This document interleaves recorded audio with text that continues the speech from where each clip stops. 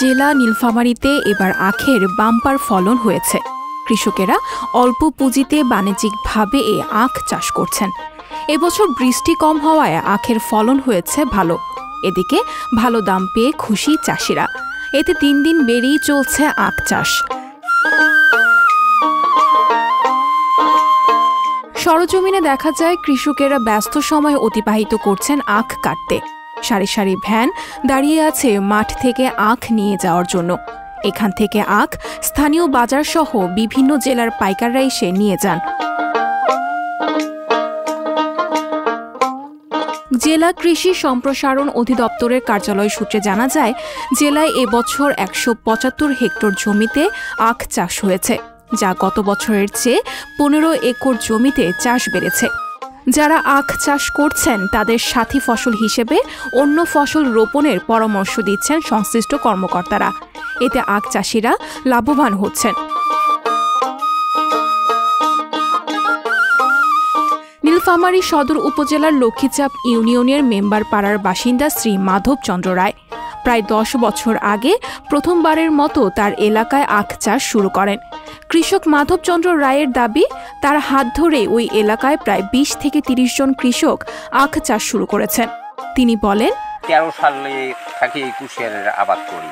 এই লক্ষ্মীচাপে যতগুলো কুশিয়ার আছে সেটা হলো আমার অনুদান। গতবার আমি হাফ বিঘা করছিলাম, হাফ বিঘাতে ৬৮,০০০ বিক্রি করছিলাম। এবারে আছে ১ বিঘা।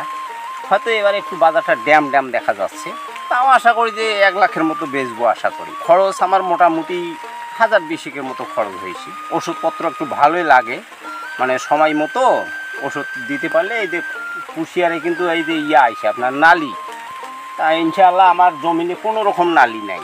আমাদের কাছে অনেক লোক পরামর্শের জন্য আসে। 80% লোকের আমি ট্রিটমেন্ট দিই। আমাদের এখানে বিভিন্ন এলাকার পাইকার পত্র আসে।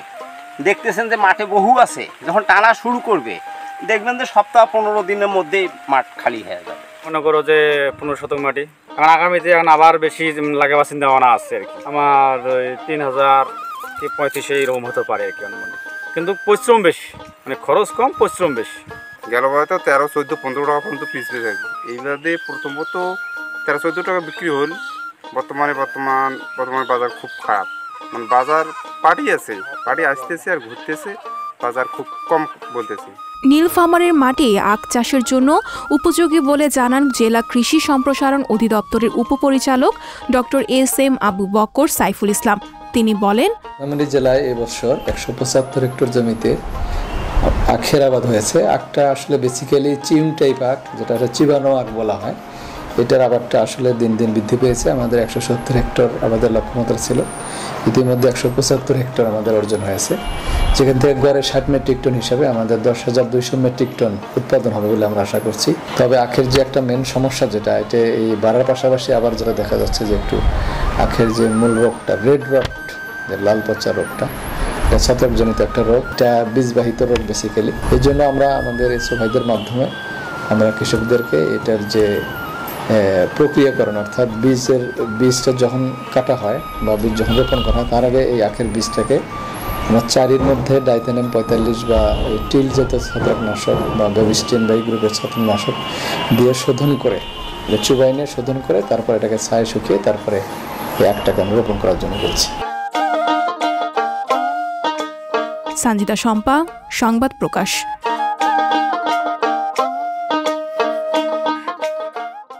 সংবাদ, ফিচার ও অনুষ্ঠানের জন্য ভিজিট করুন সংবাদ প্রকাশের ওয়েবসাইট এবং যুক্ত থাকুন ফেসবুক পেজ ও ইউটিউব চ্যানেলের সঙ্গে।